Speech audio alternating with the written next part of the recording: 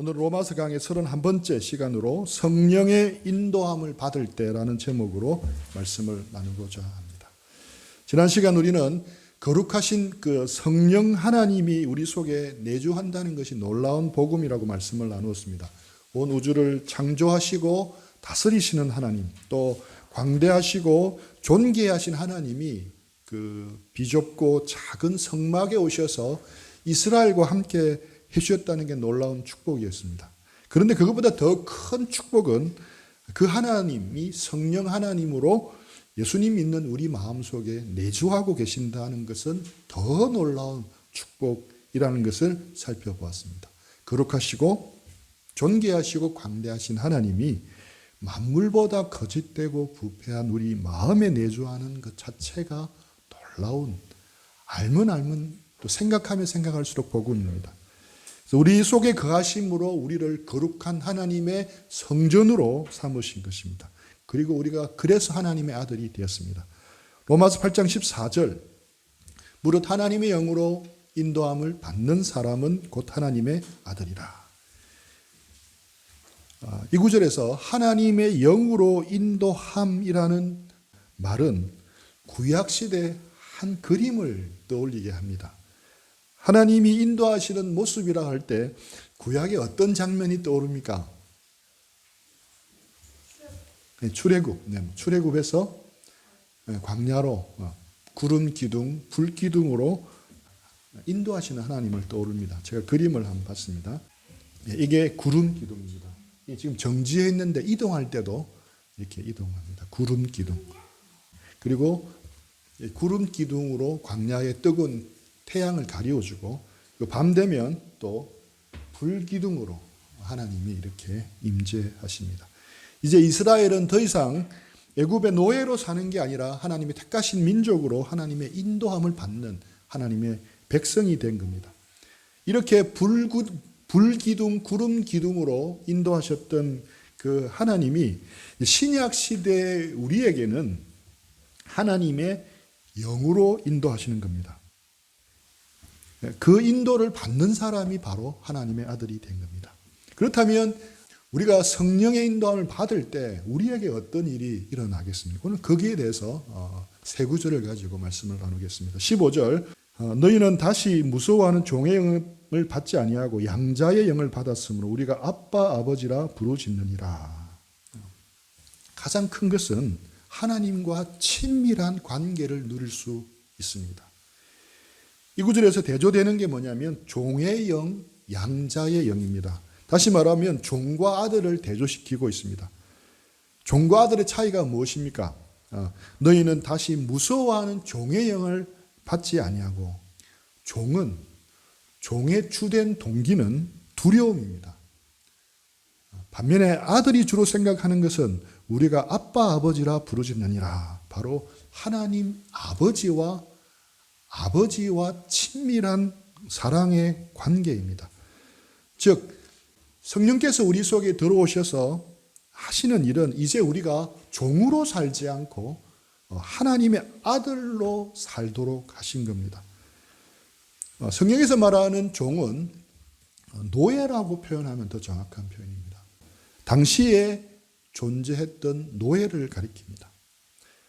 성경이 기록된 로마 시대의 노예는 어떤 존재였느냐. 참고 한번 그림을 하나 띄었는데, 이거는 노예 무역을 할 때 로마 시대는 아닙니다. 그때 아프리카, 주로 코트디부아르의 서부 아프리카에서 흑인들을 이렇게 잡아서 이동할 때 이렇게 배에 많은 사람들을 한두 달간 이렇게 하면 거의 절반 정도는 죽어나갔다고 합니다. 내릴 때. 그러니까 이게 이렇게 되면 대소변이 밑으로 다 떨어지겠죠. 그 속에서 참고 이겨내야 되는 겁니다.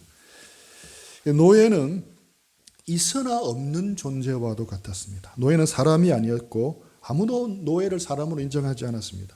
노예가 죽었다고 장례식도 치러주지도 않았습니다. 노예는 인간이나 물건 취급받았고 노예는 지켜야 할 체면이 없었습니다. 사람이 아니므로 사회적 관계를 맺을 수가 없었고 법적인 보호도 받을 수가 없었습니다. 물건처럼 취급했기 때문에 주인이 노예를 학대를 해도 되고 또 강간을 해도 되고 함부로 죽일 수도 있었습니다. 그것은 마치 우리가 가전제품을 쓰다가 망가지면 쓸모없다고 버리듯이 그와 똑같이 그들은 아무런 법적인 제재를 받지를 않았습니다. 과학기술이 발달하지 않은 고대 사회에서 노예는 마치 기계와 같았습니다. 생산을 위해서 쓰일 뿐이지 고장나면 조금도 아쉬워하지 않고 죽여버렸습니다. 우리 아리스토텔레스는 주장하기를 노예는 이성이 없고 사회에서 감당해야 할 역할도 없는 존재라고 하였습니다. 토마스 무어가 이상세계를 그린 유토피아에서는 노예는 인간 자격을 박탈당하고 짐승처럼 취급받는 존재로 그리고 있습니다. 노예는 생산을 위해서 밤낮 없이 일하다가 그렇게 살고 불평 없이 있어야 하는 존재였습니다. 이런 것을 배경으로 염두에 둔다면 무서워하는 종의 영이 어떤 것인지를 쉽게 이해할 수가 있습니다. 노예는 제대로 하지 못하면 매질도 당하고 학대를 당하고 심지어 죽을 수도 있기 때문에 노예는 항상 주인 앞에서 무서워할 수밖에 없었습니다. 그런데 우리 속에 계시는 성령님은 우리가 다시는 무서워하는 죄의 종으로 살지 않고 하나님의 사랑받는 사람으로 자녀로 살도록 도와주시는 겁니다. 데이비드 시멘즈 선교사가 우리가 잘 아는 상한 감정의 치유라는 책을 쓰신 분입니다. 이분이 네바다스라는 인도인 형제와 다소 재미있는 실험을 하였습니다. 네바다스 형제는 지나친 완벽주의에 사로잡혀 있고 노예 근성, 열등감에 시달리고 있었는데 그에게 이렇게 권면을 합니다. 우리가 간단한 연극을 한번 해봅시다. 자, 형제는 우리 집의 종이고 나는 아들이라고 생각을 해봅시다. 그리고 아침부터 잘 때까지 하루 동안만 형제는 종의 신분으로 살고 나는 아들의 신분으로 한번 살아봅시다. 그리고 나서 그 경험을 다 마치고 난 후에 한번 서로 느낌을 한번 정리해 봅시다라고 실험적인 연극을 두 사람이 했습니다. 연극이었지만 점점 그 일에 몰두했습니다. 한 사람은 종의 자리에서 모든 것을 종처럼 생각하고 행동했고 또 한 사람은 아들로서 모든 것을 아들처럼 생각하고 그렇게 행동을 했습니다. 그 역할극 이후에 이들이 배운 내용들을 이렇게 기록했습니다. 제가 한번 너무 길어서 조금 정리를 해봤습니다. 종의 가치는 자신이 이루어낸 일에 있지만 자녀의 존재 가치는 신분에 있다. 종은 일 솜씨 때문에 받아들여지지만 자녀는 관계 때문에 받아들여진다. 하루를 마칠 때 종은 자기의 일로 가치를 입증해 보일 때 확신이 들고 마음이 편하다. 하지만 자녀는 하루 종일 마음이 편하다. 안전하다. 또 자기가 하는 일의 결과 때문에 자기의 신분이 바뀌지 않는 것을 안다. 자녀는 실수하게 되면 부모를 속상하게 해드렸기 때문에 마음은 나쁠 수 있고 또 꾸중 듣고 훈계받을 수는 있지만 버림당할 염려는 하지 않는다. 자녀는 가정의 일부로 소속되어 있고 사랑받는 존재이기 때문에 근본적으로 당당하다. 행위가 그의 신분을 조금도 흔들어 놓지 못한다. 하지만 종은 그렇지 못하다. 종은 일을 잘못하면 자리가 위태로워지고 그래서 두렵다. 그래서 종은 주인의 눈치를 보느라 하루 종일 염려하고 불안하고 자녀는 부모의 사랑 속에서 쉼을 누린다. 이렇게 느낀 점을 적었습니다. 여러분은 어떻습니까? 하나님 안에서 나는 종처럼 살고 있습니까? 아니면 하나님 안에서 나는 하나님의 사랑받는 자녀로, 아들로, 딸로 살고 있습니까? 우리 속에 계신 성령님은 이 역할극을 통해서 배운 교훈처럼 우리가 종으로 살지 않고 아들로서 살아가도록, 자녀로서 살아가도록 역사하시는 겁니다. 성령님께서는 우리가 하나님과 친밀한 관계, 자녀의 자리로 이끌고 계시는 겁니다. 우리가 살고 있는 세상, 우리가 발을 딛고 사는 이 자본주의 사회에서는 우리가 이루어낸 결과물과 우리가 할 수 있는 능력에 따라 철저히 서열화시킵니다. 결과물과 능력치에 따라서 냉정하게 우리의 존재 가치를 매깁니다. 연봉, 사는 아파트, 타고 다니는 자동차 등으로 그 가치를 결정해버립니다. 그러니 사회는 점점 경쟁사회로 치닫게 되는 겁니다. 경쟁사회가 되면 항상 루저가 생기고 아웃사이더가 생기는 겁니다. 그러면 루저가 안 되고 아웃사이더가 안 되면 되지 않겠습니까? 아닙니다. 위너, 인사들만 모이면 그런 문제가 그러면 없어지겠냐? 그렇지 않다는 겁니다. 고등학교 때 내노라는 학생들만 가는 그 서울대 학생들 모두는 우리가 겉으로 보기에는 참 대단해 보이고 행복해 보입니다. 그런데 실상은 그렇지 못합니다. 서울대에서 사역하시는 장윤원 간사님의 이야기를 일전에 들으니까 서울대 학생들 가운데 자존감이 낮고 열등감 가운데 힘들어하는 사람이 유난히 많다고 합니다. 포항공대에서 사역을 했던 오은철 선교사님의 말씀을 또 들으니 거긴 전원 기숙사 생활인데 학업 스트레스가 많아서 자살하는 학생들이 늘어나자 학교에서는 자살을 방지하기 위해서 저녁과 밤에는 캠퍼스에 자살 방지 좋은 음악을 틀어놓는다고 합니다. 세상은 이렇지만 성령께서는 세상이 매기는 냉정하고 잔인한 가치를 거스립니다. 그렇지 않다는 것을 깨닫게 해주시는 겁니다. 더 이상 우리가 이뤄내는 결과물, 우리가 가진 능력 때문에 우리의 존재 가치를 느껴야 하는 종의 신분에서 벗어나게 하는 겁니다. 우리는 사랑받는 하나님의 자녀이기 때문에 사랑받는 자녀라는 신분 때문에 하나님 앞에 귀한 존재인 것을 깨닫게 하시는 분이 성령님입니다. 아빠, 아버지라 부를 수 있는 하나님의 사랑받는 자녀이기 때문에 존귀하다고 말씀하고 있습니다. 천지를 창조하신 하나님을 우리가 아버지라고 모실 수 있는, 또 아빠라고 부를 수 있는 친밀한 관계가 된다는 건 정말 놀라운 일입니다. 성령님은 바로 우리를 이 자리로 인도하시는 겁니다. 세상과 육신은 두려움의 자리로 이끕니다. 사탄은 육신을 통해 죄를 짓게 하고 그것을 통해서 우리를 정죄합니다. 아담과 하와를 두려움의 자리로 이끌었습니다. 하나님과 친밀한 사귐을 사귀고 있던 아담은 죄를 짓고 난 뒤에 하나님을 피해 숨었습니다. 하나님을 마주 대하기가 두려웠던 겁니다. 사실 우리도 우리의 죄 있는 육신의 모습을 본다면 감히 어떻게 하나님 두려움 없이 하나님께 당당히 나갈 수 있겠습니까? 어떻게 감히 하나님을 아버지라, 아빠라 부르면서 하나님께 달려가 안길 수 있겠습니까?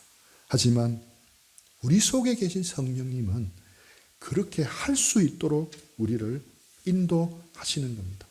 우리가 죄를 지었음에도 불구하고 주의 보혈을 의지해서 친밀한 하나님의 자녀로 살아가도록 우리를 이끄시는 일을 하시는 겁니다.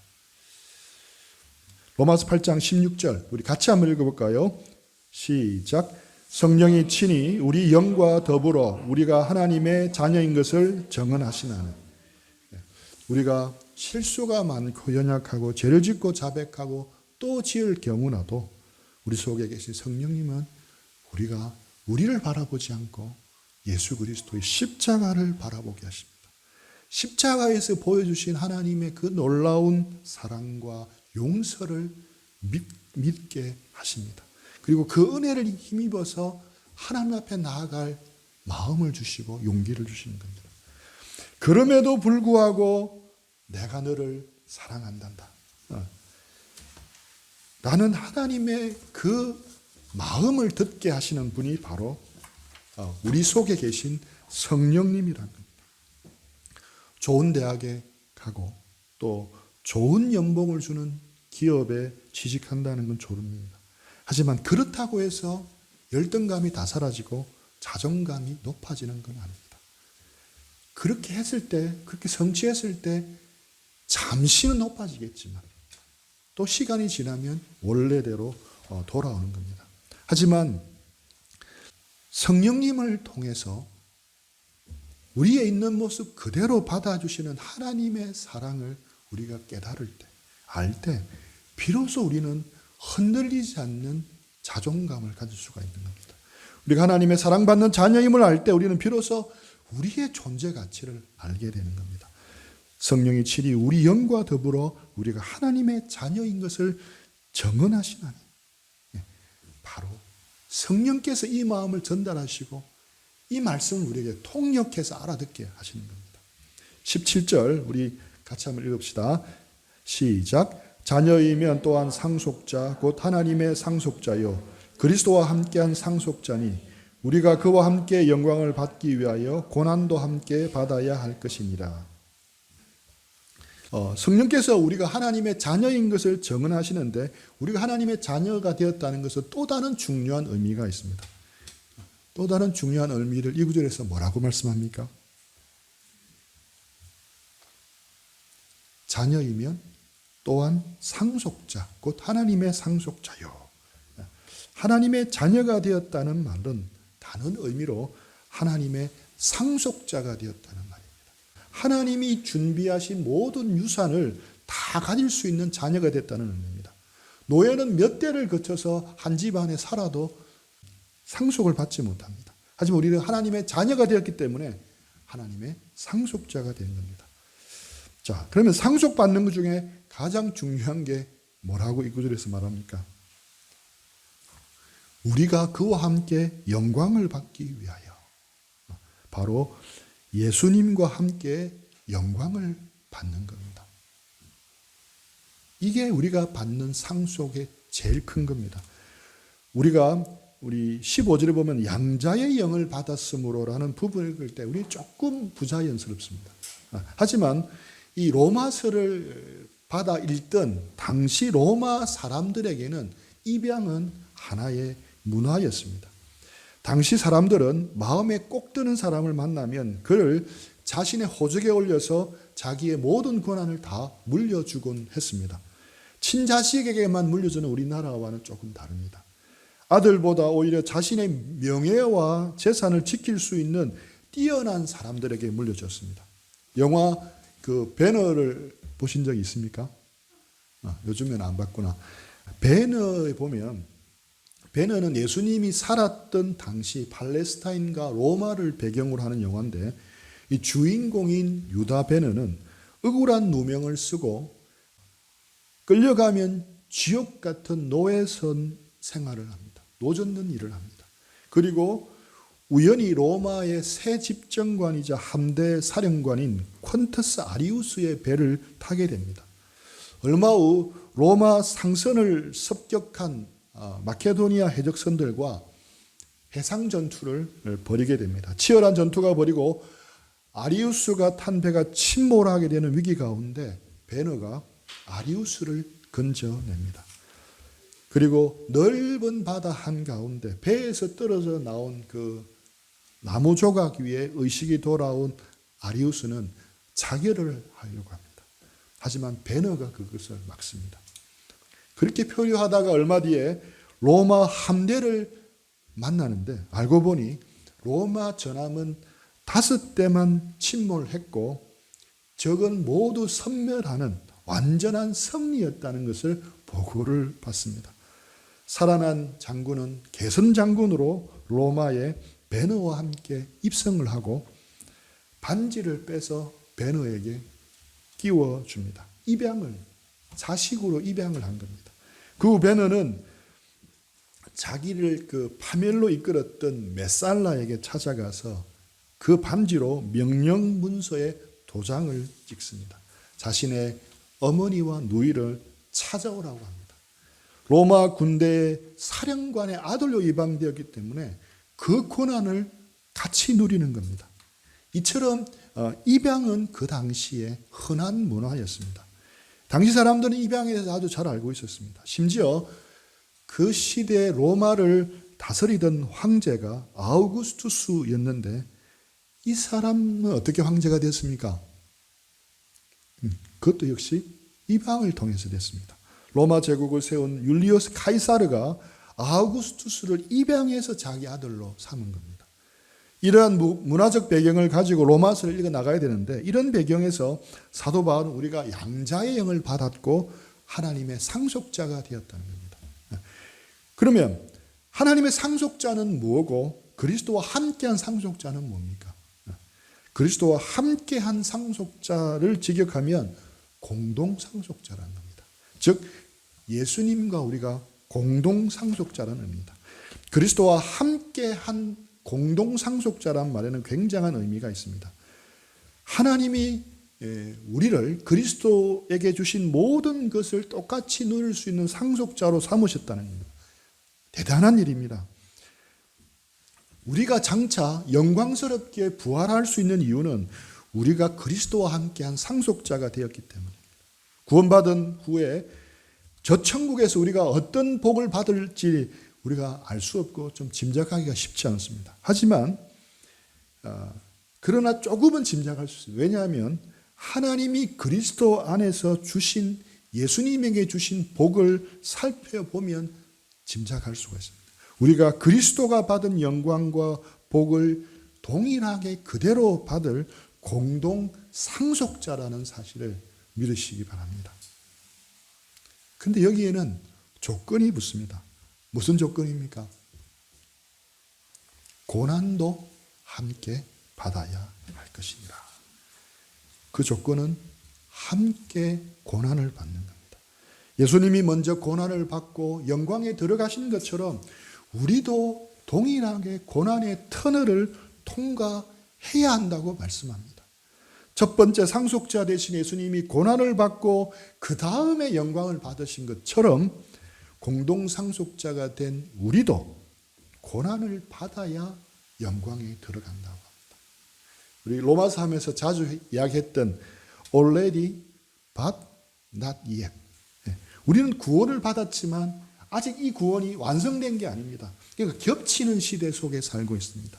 그래서 이런 겹치는 시대에 성령을 따라 살아가면, 성령님을 따라 살아가면 필연적으로 고난이 우리에게 오는 겁니다. 왜 그렇습니까? 성령이 원하시는 삶과 이 세상이 원하는 삶은 정반대 방향입니다. 세상은 죄의 조정을 받는 육신이 지배하는 세계입니다. 그러므로 성령을 따라 살아가면 그 세상과 조화를 이루고 살아가기가 힘듭니다. 절대로 육신을 따라가는 삶의 방식은 어떻다고 했습니까? 하나님을 기쁘시게 할 수가 없다고 했습니다. 그런데 육신을 따라 사는 그 삶의 방식이 오늘날 교회 안에도 밀고 들어와 점령해 버린 모습을 많이 봅니다. 그 대표적인 것이 소위 번영신학입니다. 일종의 기복신학입니다. 하나님이 우리를 돌보고 계시고 우리가 하나님의 사랑받는 자녀이기 때문에 우리가 하나님을 잘 믿고 잘 따르고 잘 섬기면 형통하고 모든 것이 잘 풀립니다. 이 말이 맞는 말입니까? 틀린 말입니까?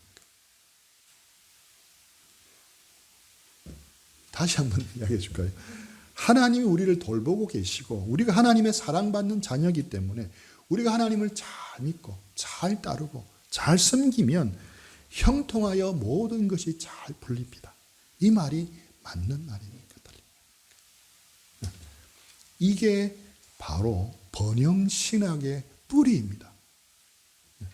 누구든지 그리스도를 진정으로 따르기만 하면 모든 문제가 사라질 것입니다 라고 외칩니다. 그 결과 많은 사람들이 마음을 다해 주님을 섬기고 헌신하면 하나님이 만사형통하게 해주실 것이라고 기대하며 교회에 나옵니다. 이런 신앙을 가르치는 사람은 성경에서 고난을 먼저 받아야 한다는 이 말씀을 임의로 삭제해 버립니다. 왜 그렇다면 고난이 옵니까? 이들은 이렇게 생각합니다. 믿음과 헌신이 부족했기 때문에 생긴 거라고 여깁니다. 그래서 사람들은 형통한 삶을 살고 고난을 벗어나고 또 미리 그 고난을 예방하고자 날마다 마음 졸이며 신앙생활을 하고 헌신을 합니다. 지금까지 한국 교회를 성장시킨 것도 이 번영 신앙이고 이제부터 한국 교회를 주저앉힐 것도 바로 이 번영 신학이라고 저는 생각합니다. 우리 속에도 이런 잘못된 신앙 찌꺼기가 얼마든지 있을 수 있습니다. 진지하게 한번 자신의 신앙을 한번 돌아보시기 바랍니다. 이런 잘못된 번영 신앙을 가지면 잘 풀릴 때만 찬양하고 감사하고 간증할 수가 있습니다. 그런데 인생은 잘 풀릴 때만 있습니까? 결코 그렇지 않습니다. 시간이 지나면 사람들은 원하는 기대치와 형통과 복이 오지 않는 것을 이제 보게 되고 그 결과적으로 자신과 하나님에 대해서 실망하게 됩니다. 대학에 떨어지고 오랫동안 취업이 잘 안 되고 원치 않는 병에 덫에 걸려서 건강이 힘들어지고 자녀들은 말썽을 피우고 등등 여러 고난이 이렇게 겹쳐서 오고 힘든 문제가 몰려올 때 우리는 우리 속에서 이런 소리를 듣습니다. 야, 네가 정말 하나님의 사랑받는 자녀라면 이런 일은 결코 너에게 일어나지 않아. 네가 무슨 얼어 죽을 놈의 하나님의 사랑받는 자냐냐. 이럴 때 우리는 다른 사람하고 비교합니다. 세상에서 잘 나가고 성공한 사람들을 바라보면서 스스로 초라하게 느낍니다. 그리고 그들 앞에 기가 죽고 위축됩니다. 예수님을 믿는다고 하면서도 어깨를 축 늘어뜨린 채 살아가는 겁니다. 이렇게 삶의 고난이 찾아오면 어떤 사람들은 자신에 대해서 실망을 합니다. 내가 헌신이 부족하다. 자신을 탓하고 과거에 잘못한 것을 떠올리며 죄의식에 사로잡힙니다. 또 어떤 사람은 하나님을 원망하고 하나님께 실망을 합니다. 원하는 대로, 기도한 대로, 또 기대한 대로 일이 안 풀리고 대신 고난이 밀려오고 어려움이 생기고 일이 꼬이면 하나님께 대해 실망합니다. 내가 하나님께 이렇게 헌신했는데 어떻게 하나님이 이럴 수가 있지? 그런 서운한 마음을 품은 채 하루하루를 힘겹게 살아갑니다.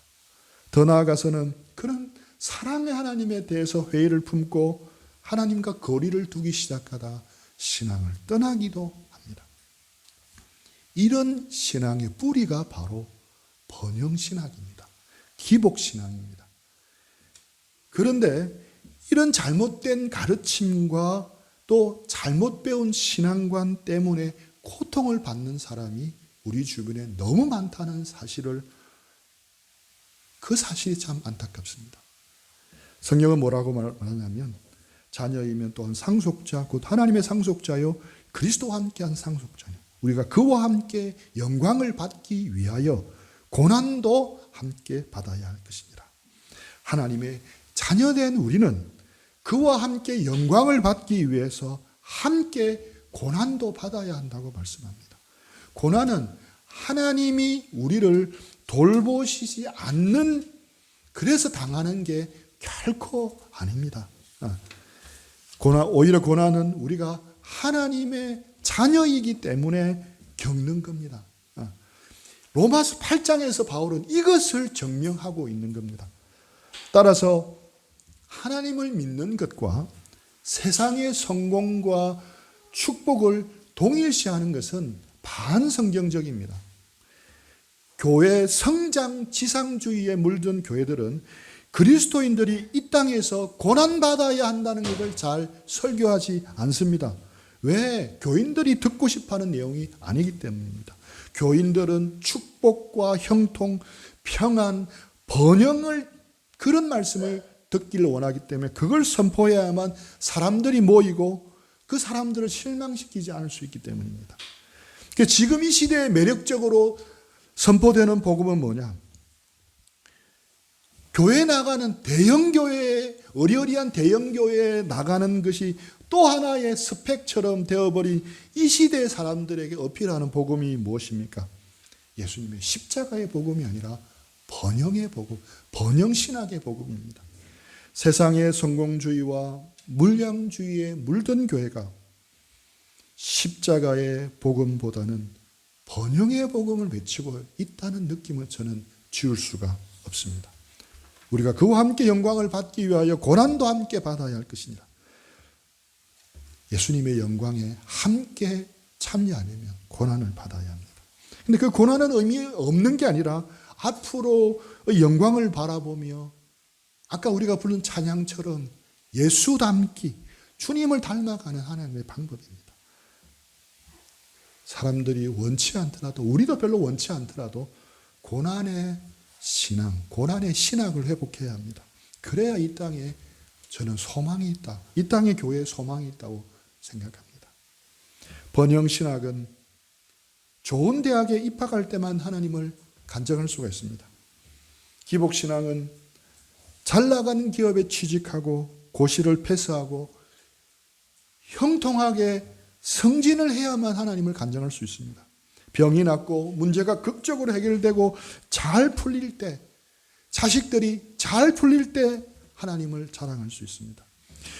내가 주님께 드렸는데 힘들게 드렸지만 주님께서 몇 배로 풍성하게 채워주실 때만 하나님을 자랑할 수가 있습니다.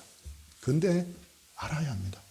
이런 식의 신앙은 기독교 신앙이 아니라도 흔해 빠졌습니다.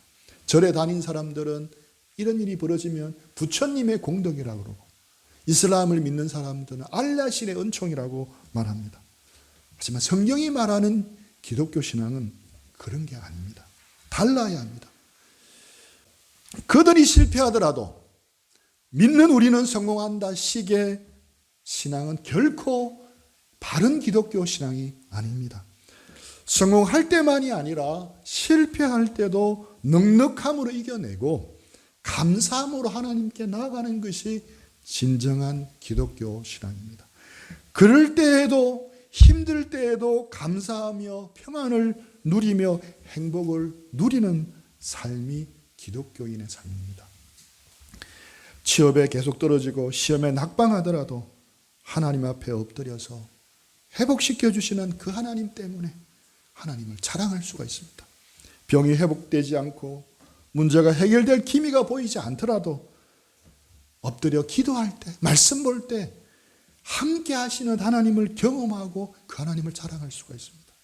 주님께 드려 풍성하게 채워주시기는커녕 경제적으로 더 힘들어지고 어려워져도 영원한 하나님 나라에서 하나님이 주시는 상급을 바라보면서 그 하나님을 자랑할 수가 있습니다. 그래서 저는 참 기독교인이면 이런 사람이라 생각을 한번 해봤습니다. 이런 사람이 아닌가. 경제적으로 쪼들리고 힘들어도 감사하며 자족하며 살 수 있는 모습을 보여주는 사람. 경제적으로 잘 풀리면 좋겠지만 그렇지 못하더라도 좋은 아파트, 좋은 차 안 타고 다니더라도 명품을 가지지 못하더라도 그래도 행복하게 살아가는 사람. 세상의 가치와 다르게 살아도 기죽지 않고 당당하게 살아가는 사람. 어려운 중에도 자기보다 더 어려운 사람들을 돌보며 나누는 넉넉한 마음을 가진 사람. 최선을 다해 시험을 준비했지만 취업에, 시험에 낙방해도 그래도 하나님 바라보며 넉넉함으로 다시 일어설 수 있는 사람. 이런 사람이 진정한 기독교이며 그리스도의 제자며, 아마 세상 사람들은 이런 기독교 신앙을 가진 사람들을 보고 싶어 하리라 생각합니다. 이런 기독교인들이 많아질 때 교회는 다시 일어서고 복음은 다시 회복될 수 있다고 생각합니다. 그런데 이런 삶은 우리의 노력과 의지로만 살아낼 수가 없습니다. 이런 삶을 살아내게 하시는 분이 바로 우리 속에 계신 성령님입니다. 우리의 힘으로 이런 삶을 살아낼 수 없지만 우리 속에 계신 성령님께서 우리가 할 수 없는 이런 삶을 살아내도록 이끄신다는 겁니다. 성령님은 우리에게 다가오셔서 조용히 말씀하십니다. 세상이 매겨주는 가치가 아니라 진정한 우리의 가치를 확인시켜 줍니다. 말씀을 읽고 묵상할 때, 설교 말씀을 들을 때, 예배 드릴 때, 기도할 때, 아침에 큐티하는 시간을 가질 때 성령께서는 우리에게 말씀하십니다. 우리가 믿음이 흔들릴 때도 성령님은 다시 예수 그리스도 십자가를 바라보고 확인시켜 주십니다. 너는 내 사랑하는 아들이야. 내가 너를 기뻐한다. 너는 나의 상속자다. 창조주 하나님 예수 그리스도와 함께한 나의 공동 상속자다. 라고 말씀하십니다. 성령님께서는 때론 견디기 힘든 고난 속에서, 힘든 역경의 한가운데 속에서 십자가로 확정되어 보여주신 정명된 하나님의 사랑을 다시금 부어주시고 다시금 깨닫게 하십니다. 그래서 이 땅에서 실패하고 고난이 부딪히는 그 순간에도 우리가 하나님의 사랑받는 자녀이라는 사실이 사실 흔들리지 않도록 우리를 깨닫게 하시고 인도하시는 겁니다. 그래서 성령님의 도우심이 있어야 우리가 이 땅에 진정한 기독교인으로 살아갈 수가 있습니다. 그 성령님 어뢰했으면 좋겠습니다. 우리 모두 우리 안에 계신 성령님, 그 성령님과 동행하고 그 도우심을 구하고 성령님이 주시는 은혜와 또 하나님에 대한 확신 충만히 누리는 우리 오늘 한 주가 다 됐으면 좋겠습니다. 우리 인생 가운데 믿음의 여정 가운데 만나는 고난의 문제는 우리 크리스찬들에게는 아주 큰 질문입니다. 이 문제에 대해서는 다음 시간에 그 다음 구절을 통해서 좀 더 자세히 다루고자 합니다. 우리 들은 말씀 생각하면서 우리 적용하고 묵상하는 기록하는 시간들 가지겠습니다.